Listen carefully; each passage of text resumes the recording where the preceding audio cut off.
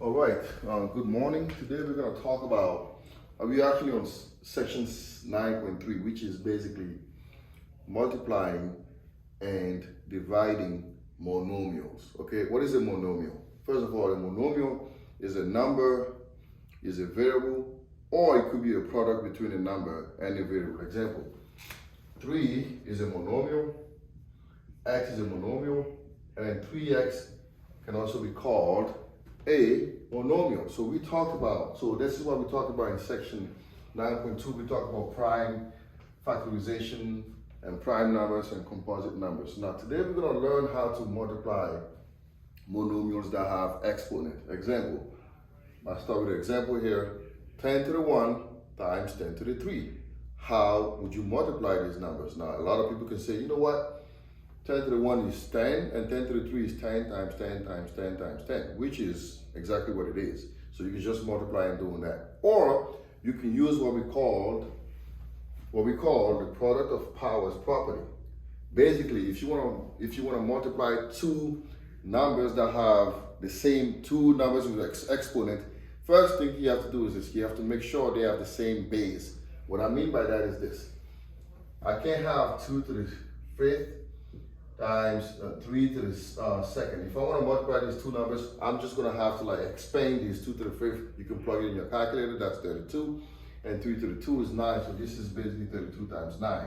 But to use this property, you have to make sure the base is the same. Again, when you have a number like this, 4 to the 5, and let's say 2 to the 6, this is the base, and this is the exponent. So to multiply these two numbers, you have to make sure they have the same base.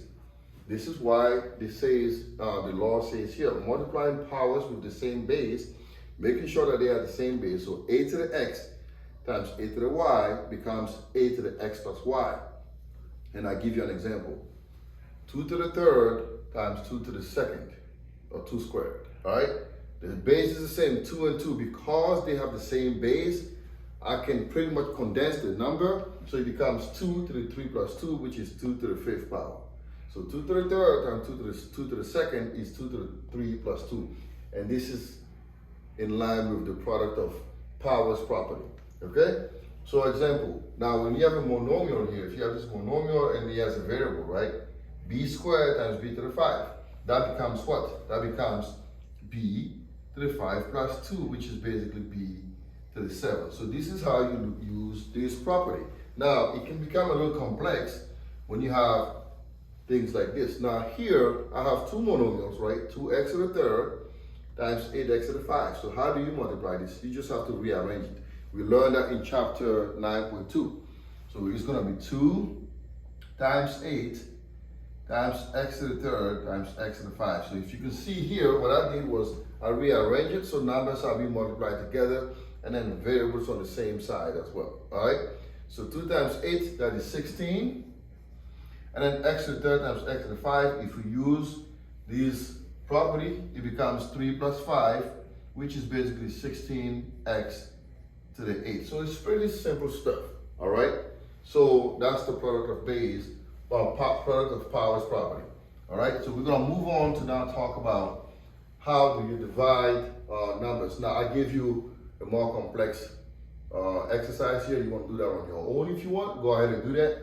Now we're going to talk about the division of powers property. So it almost works the same way as this, but the difference is instead of adding, we are subtracting. Again, the base has to be the same. If the base is not the same, you cannot apply this formula, okay, or this property. So a to the x divided by a to the y, bases are the same, a and a, so therefore it becomes a to the x minus y. Example, if I have 3 to the 4th divided by 3 to the 3rd, this is 3 to the 4 minus 3, which is 3 to the 1, which is 3. So this is pretty simple stuff that we're going to talk about today. And this is pretty much the product of the multiplying and dividing monomials. Again, this is a really condensed version of it. I just want to introduce it. So if you need help working on these problems, reach out to me, send me an email, send me a message, and I'll be gladly willing to help you. Have a wonderful day, and I hope this helps out. Thank you.